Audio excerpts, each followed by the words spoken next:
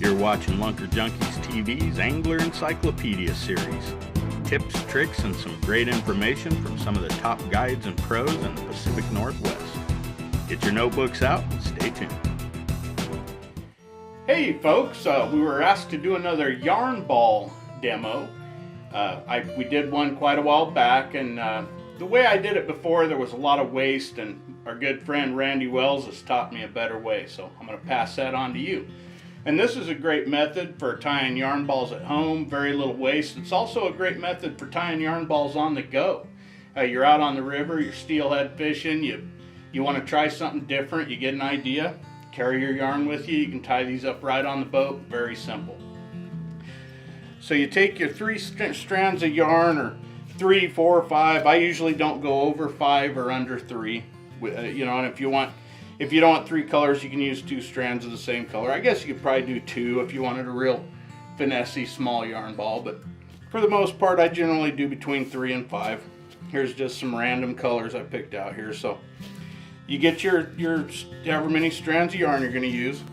Get your little spider thread, magic thread, stretchy thread, whatever you want to call it. There's a lot of different names for it out there, but your basic little stretchy thread that you get at any tackle shop.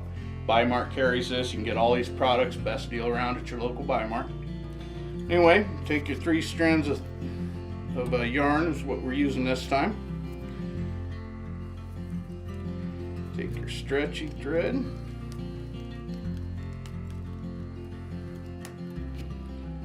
Just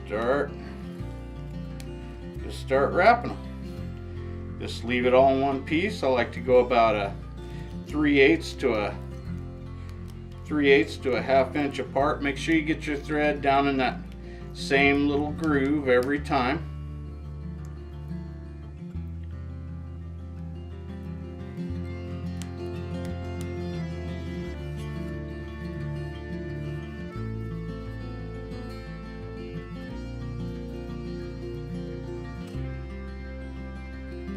Again, about 3/8, 1/2 inch apart, hitting that same little groove.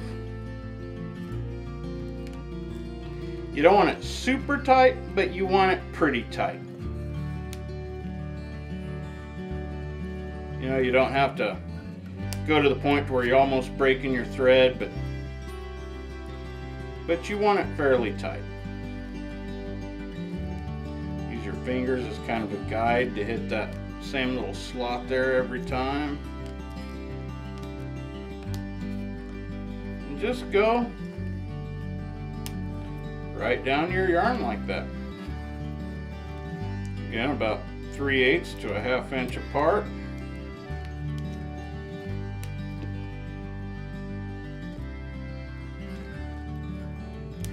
I won't do the whole strand here. Normally I'd go ahead and do the strand, but for today's purposes, you get it tied on about 3/8 to 1/2 inch apart like that.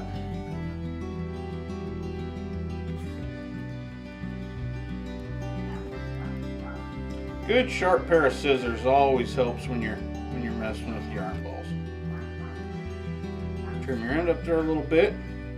Now just cut right in the middle of your sections.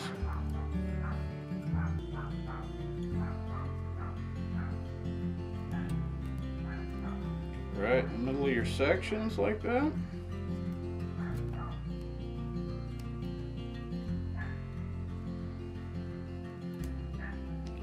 Right smack in the middle between your thread wraps.